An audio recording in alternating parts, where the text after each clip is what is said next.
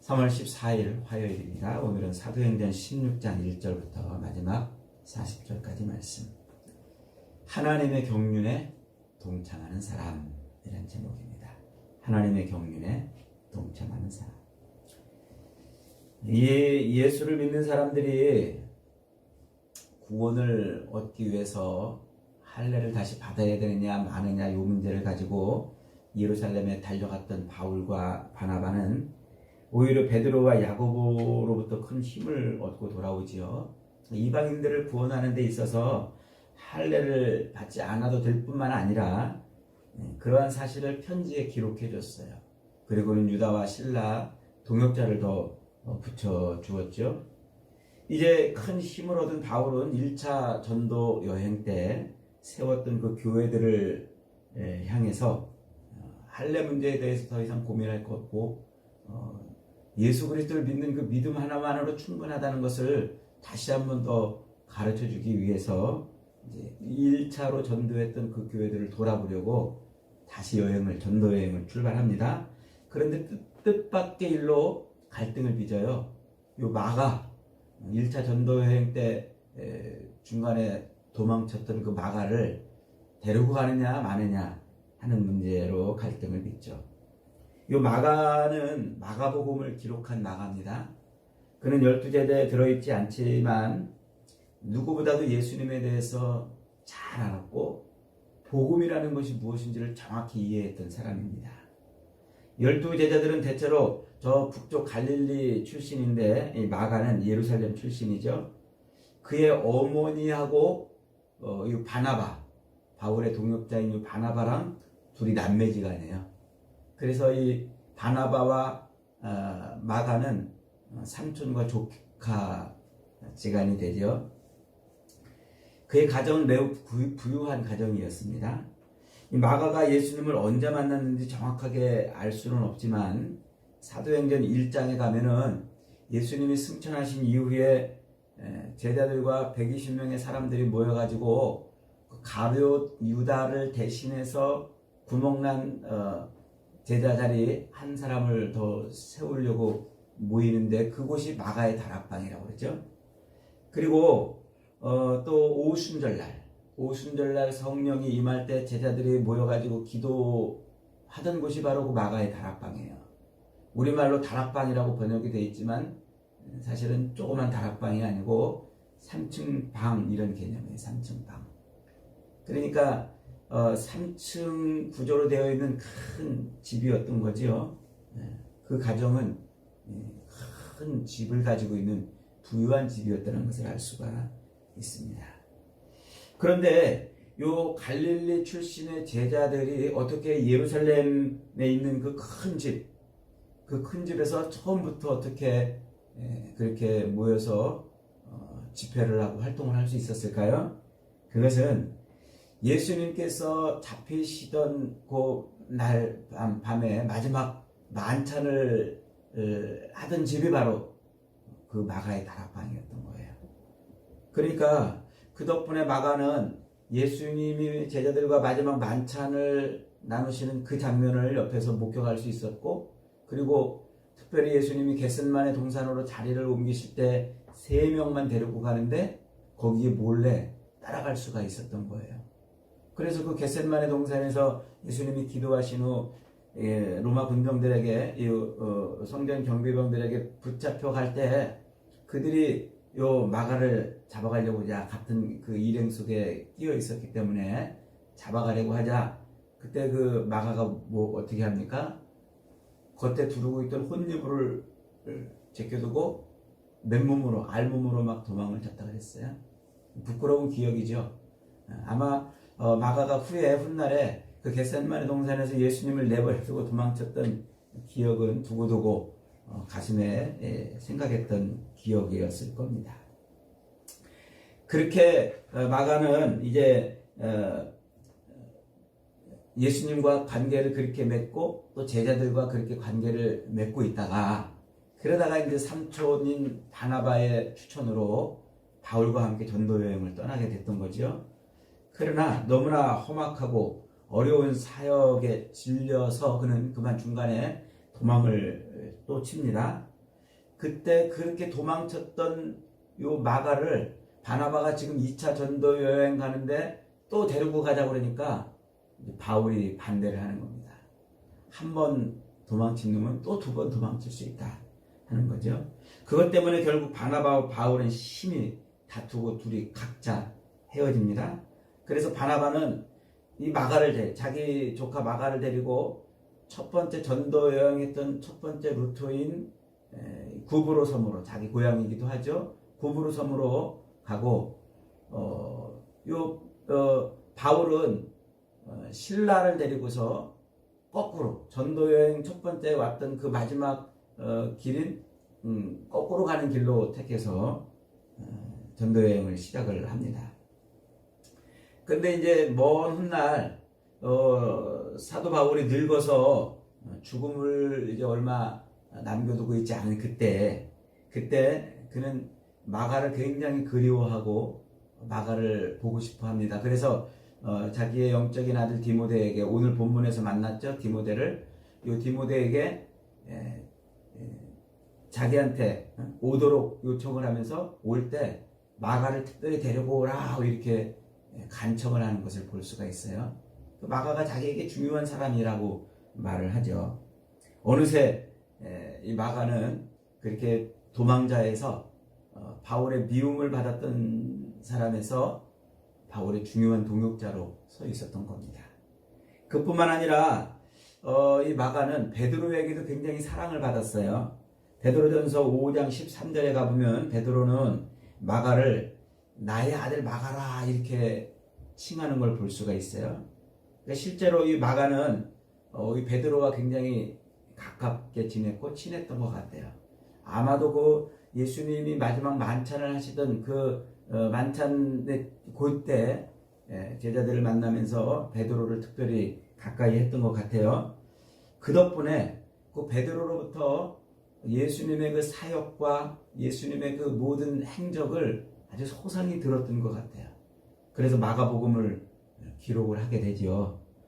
바울과 바나바를 서로 다투게 하고 각각의 길을 가도록 만들었던 인물이었던 이 마가, 그 마가가 어떻게 이렇게 변해서 위대한 복음의 기록자가 되고 위대한 초대교회의 귀한 일꾼이 될 수 있었던 걸까요? 그게 바로 마가를 그렇게 회복시키고 그의 인생을 들어 쓰신 것은 그게 바로 십자가의 부활의 능력인 거예요. 십자가의 부활의 능력. 십자가의 부활의 능력은 우리 인생을 치료하고 회복시키시고 소생시키고 부흥시키는 그런 능력입니다. 예수님의 그 부활의 능력이 그 마가의 삶의 역사를 한 거죠. 그 가슴을 뜨겁게 채운 겁니다. 그런 부활의 능력이 그에게 임했기 때문에 그는 하나님의 경륜에 쓰임받는 그런 인생이 될 수 있던 거예요. 오늘 저와 여러분의 삶 속에서도 그런 십자가와 부활의 능력이 임하기를 바랍니다. 그래서 우리 인생이 하나님의 경륜에 쓰임받았으면 좋겠어요. 바나바와 그렇게 싸우고 헤어진 다음에 바울은 이 마가를 대신해서 신라를 데리고 2차 전도여행을 출발합니다. 걸어서 지금의 그 터키, 이 시리아의 안디옥 교회에서 출발해가지고 터키의 북쪽을 향해서 지금 올라가고 있는 거예요. 그런데 성령께서 바울이 더 이상 아시아에서 복음을 전하지 못하게 해요. 이 아시아는 지금의 터키 그 중부 지역을 일컫는 지역입니다. 그래서 구체적인 내용은 안 나오지만 오늘 본문에 사도 바울이 이 아시아 쪽으로 넘어가려고 그러는데 그 길이 막히는 거예요. 사람들의 극심한 방해가 있었든지 아니면 어떤 일이 있었는지 정확히 알 수는 없습니다만 발이 묶였어요. 그러니까 열정적으로 복음을 전하려고 했더니 바울의 계획이 틀어져 버린 거예요. 오늘 본문 7절에 보니까 바울이 아시아로 가려고 뭐를 했다고요? 애를 썼다 이렇게 말하는데 이 애를 썼다는 얘기는 원어 그대로 표현하면은 백방으로 알아봤다 이런 말이에요. 그러니까 아시아로 가려고 백방으로 길을 알아봤는데 그 길이 막혀버린 거죠. 바울이 얼마나 열정적인 사람입니까? 그는 아마 엄청 노력을 했을 거예요. 그런데도 그 길이 막혔어요. 바울은 왜 그런지 영문을 잘 몰랐습니다. 그런데 나중에 알게 되지요. 그것은 바로 성령께서 막으셨던 거예요. 그러니까 성령의 뜻과 바울의 뜻이 달랐던 거죠. 성령께서 가지고 계신 계획과 바울이 세운 계획이 달랐던 거예요. 그래서 그 때문에 충돌이 일어나게 되죠. 바울은 드로아라는 항구 도시에 도착을 해서 거기에서 밤에 환상을 봅니다. 이 드로아는 영화 그 트로이라는 영화의 배경이 되는 도시죠. 오디세이의 그 이야기에 나오는 트로이 목마, 그 트로이 목마의 전설이 있는 고대 도시가 바로 드로아입니다.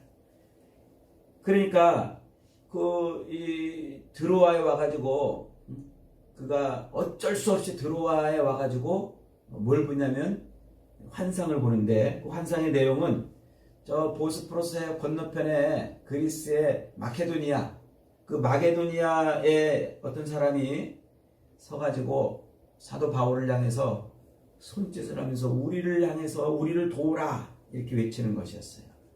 바울은 이 환상을 보고 하나님의 뜻을 깨닫습니다. 그래서 그는 아시아로 넘어가는 대신에 반대편인 마게도니아로 건너가기로 결심을 하죠. 이 마게도니아는 알렉산더 대왕의 고향이기도 합니다. 세계 대제국의 발원지이자 이쪽 동쪽에서 로마로 넘어가는 아주 중요한 관문이기도 하지요. 마게도니아는 바울에게는 모든 것이 다 생소한 땅이었습니다. 그러나 바울은 하나님의 뜻을 깨닫자마자 즉시로 마게도니아로 건너가기 위해서 최선을 다합니다. 에릭 사우어라고 하는 세계적인 역사학자가 있어요. 그는 이 세계 구속의 여명이라는 유명한 책에서 바로 요 장면, 바울이 드로아에서 환상을 보고 마게도니아로 넘어가는 요 장면을 회전점, 역사의 터닝포인트 이렇게 말을 해요. 여기 이제 노아의 예언대로, 창세기 노아의 예언대로 셈의 종교가 야벳의 장막에 거하실 거라는 예언이 성취되는 것으로 보는 거예요. 만약에 하나님께서 그때 바울을 요 마게도니아가 아닌 동쪽 아시아 쪽으로 발길을 돌리도록 했더라면 어떤 일이 벌어졌을까요? 아마 세상 역사는 지금과는 또 다른 그런 역사가 펼쳐졌을 겁니다. 바울이 그날 밤 드로아에서 마게도니아인이 자기를 향해서 손짓하는 환상을 보지 않고 저 고구려인이, 우리나라 고구려인이 우리를 도우라고 손짓하는 그 환상을 봤더라면 어떤 일이 벌어졌을까요? 그때 딱 우리나라 그 고구려 6대 태조대왕이 있을 때죠. 바울은 얼마나 열정적인 사람이었습니까? 그러니까 그 환상을 봤다면 아마 고구려를 향해서 달려왔을지도 몰라요. 그러면 이동 경로가 어떻게 됩니까? 그 터키에서 저 페르시아를 지나서 아프가니스탄을 지나서 천산산맥을 넘어서 중국을 거쳐서 우리나라로 넘어왔을 수가 있어요. 그때 마침 중국은 황제 명제가 나라를 통치하고 있던 때죠. AD 한 60년, 70년 요 때입니다. 그러니까 그때 바울이 만약에 고구려를 향해서 발길을 옮겼더라면 중간에 중국의 명제도 만나고 우리나라 고구려 태조왕도 만났을 겁니다. 그러면 꿈 같은 일이 벌어지는 거예요. 왜냐하면 그때 그 중국의 명제는 나라를 통합시킬 종교를 찾고 있었거든요. 그래서 그 나라를 통합시킬 종교를 찾다가 저 인도에서 불교를 받아들입니다. 만약에 그때 바울이 그때 갔다라면 기독교가 중국 땅을 점령하고 우리 한국 땅에도 아마 기독교 문화가 찬란하게 꽃을 피고 세계 선교의 대국이 되지 않았겠나 이런 생각을 해봅니다. 상상입니다만, 그러나 어쨌든 드로아에서 하나님께서는 사도 바울의 계획과 그의 모든 생각들을 주저앉힙니다. 그리고 하나님의 뜻대로 그를 마게도냐로 건너가게 하시는 거죠. 요게 뭐냐면 하나님이 세상의 모든 것들을 하나님의 뜻대로 주무르고 계시다는 거예요. 세상의 모든 일들을 인간의 뜻대로 행하게 내버려두지 아니하시고 하나님의 뜻대로 주무르시고 그 모든 세상의 역사와 사건과 사람들을 마치 퍼즐 조각 맞춰가듯이 맞춰가면서 하나님 나라를 이루어 가시는 거예요. 그것을 어려운 말로 하나님의 경륜 이렇게 표현합니다. 그래서 에베소서 3장 9절에서는 그렇게 하나님의 세상의 모든 사건과 또 사람들을 주물주물 해가지고 퍼즐 조각 맞춰가듯이 하나님의 나라를 이루어가는 것을 하나님의 경륜이라고 정확하게 표현을 해주고 있죠. 그게 다른 말로 말하면 하나님의 창조의 완성이에요. 그걸 또 다른 말로 말하면 하나님의 구원의 완성입니다. 그걸 다른 말로 말하면 하나님의 심판의 완성이라고 해요. 그걸 통합하는 말이 바로 하나님 나라의 완성이에요. 하나님 나라 완성. 하나님은 그렇게 하나님 나라를 완성하기 위해서 세상의 모든 사건과 사물과 사람들을 주물주물 하셔가지고 퍼즐 조각 맞춰가듯이 맞춰 나가시는 거죠. 그때 바울은 바로 그때 그 하나님의 경륜에 따라서 하나님의 손끝에서 그 자리에 있었던 거예요. 여러분 오늘 저와 여러분이 지금 이 자리에 있는 것도 바로 하나님의 그 경륜의 손끝에서 여기에 있는 줄 믿으시기 바랍니다. 우리가 어쩌다 여기 앉아 있는 게 아니에요. 우연히 있는 게 아니고 우리 인생에 운이 좋아가지고 지금 저 자리에 있거나 재수가 없어서 지금 이러고 있는 게 아니라는 거예요. 하나님의 나라를 이루시는 그 하나님의 경륜 때문에 지금 하나님의 손끝에서 여기저기에 가 있는 거라는 것이죠. 이걸 깨닫는 것이 은혜고 이걸 믿는 것이 믿음인 줄 믿으시기를 바랍니다. 하나님께서는 오직 자기의 깊으신 뜻대로 어떤 나라는 구원하고 어떤 나라는 버리시는 거예요. 그래서 저 마게도니아로 건너가서 그쪽의 나라들은 구원하시고 아시아 쪽은 내버려 두신 겁니다. 그렇게 하나님은 어떤 가정에 복음을 허락하시고 또 어떤 가정에는 허락하지 않으십니다. 한 가족 중에도 어떤 사람에게는 영생을 주시고 어떤 사람에게는 둘째 사망을 주는 겁니다. 어떤 도시는 십자가로 덮으시고 어떤 도시는 우상으로 덮으십니다. 그 모든 것을 하나님이 뜻대로 경영하시는 거예요. 그리고 그 누구를 하나님의 그 위대한 경륜의 파트너로 부르실 것인지 그것도 하나님이 정하시는 겁니다.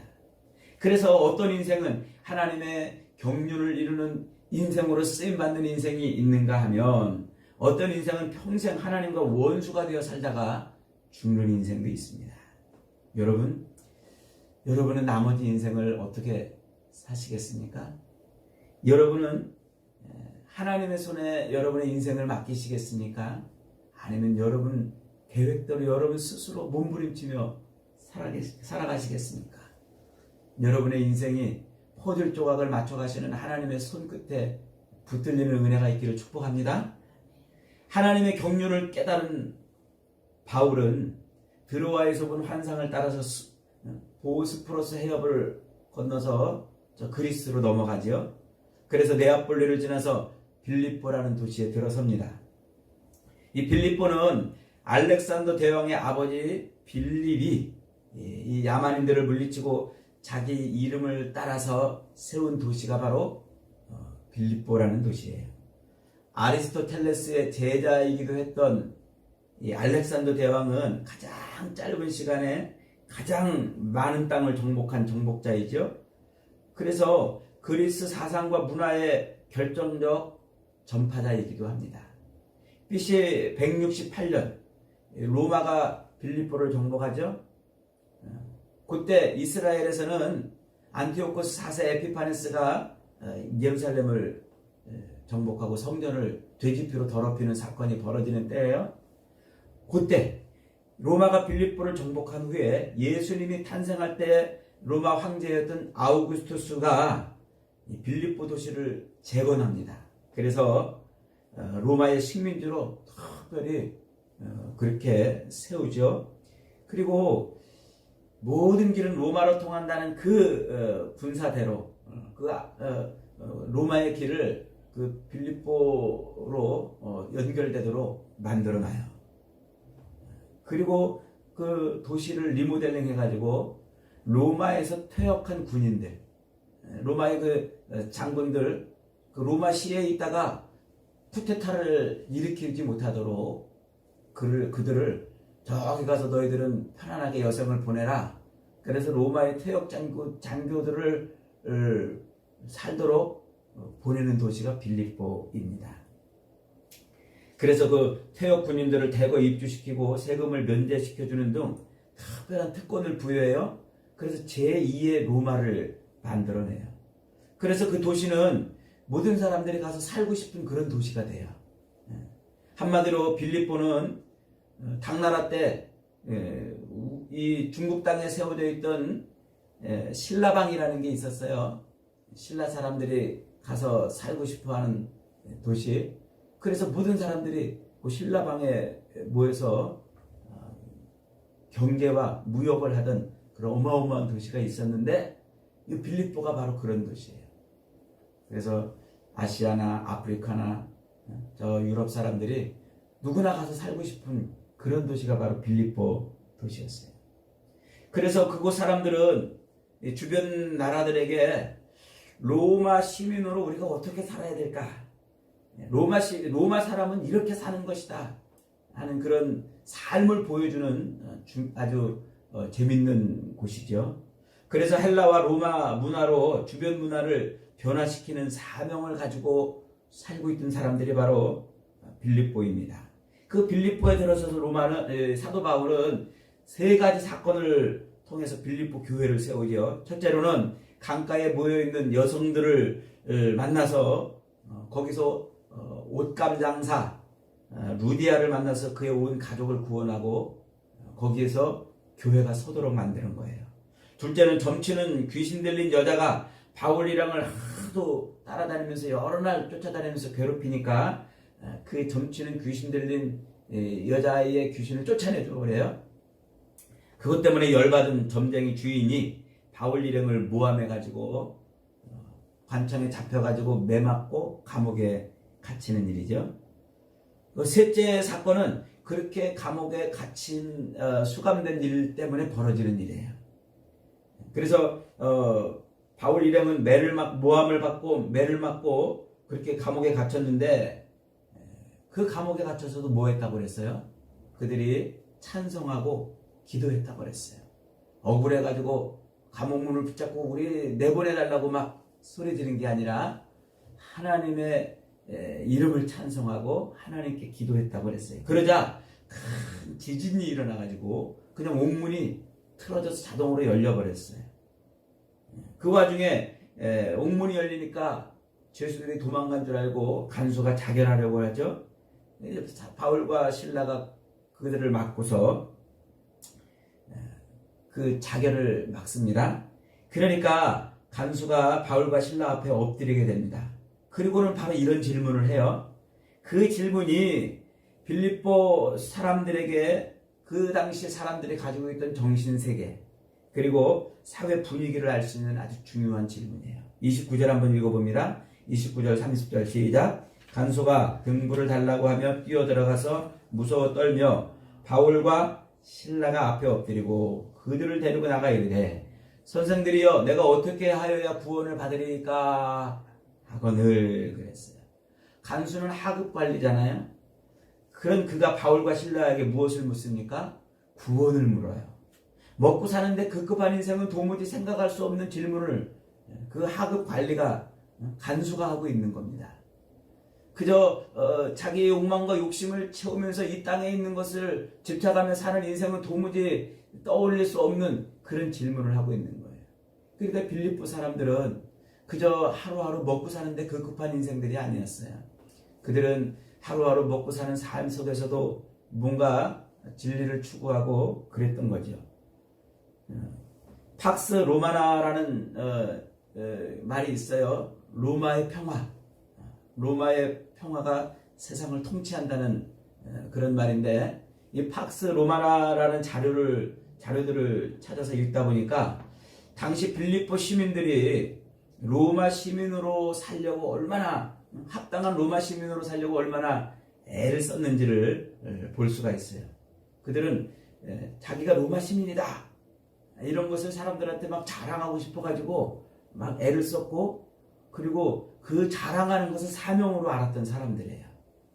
그리스 로마 신화는 물론이고 별들이 자기 운명을 결정한다고 믿는 이 점성술이 그들의 세계관이었고, 점치는 귀신이 돈벌이가 될 정도로 사람들은 현실을 두려워했고 미래를 불안해했습니다. 그리스 로마의 신화와 철학과 사상과 정치와 문화, 예술과 경제는 인류가 만들어낸 문명의 최고 경지 중에 하나입니다. 지금도 그렇지요.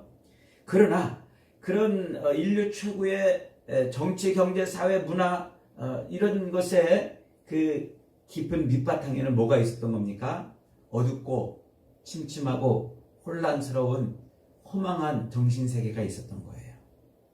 신화와 우상숭배와 미신과 돈과 폭력과 술취함과 음란과 방탕으로 그런 허망한 것을 채워보려고 애를 썼던 거지요. 그러나 그럴수록 그들의 인생은 점점 더 허무해졌고 황폐해졌습니다. 삶의 밑바닥엔 피곤함과 불안과 두려움이 있었습니다. 팍스 로마나, 로마에 의한 평안으로 화려하고 풍성한 태평성대를 누리는 것 같았지만 사람들은 허망한 가운데 있었고 구원이 절실하게 필요한 그런 상태에 있었던 겁니다.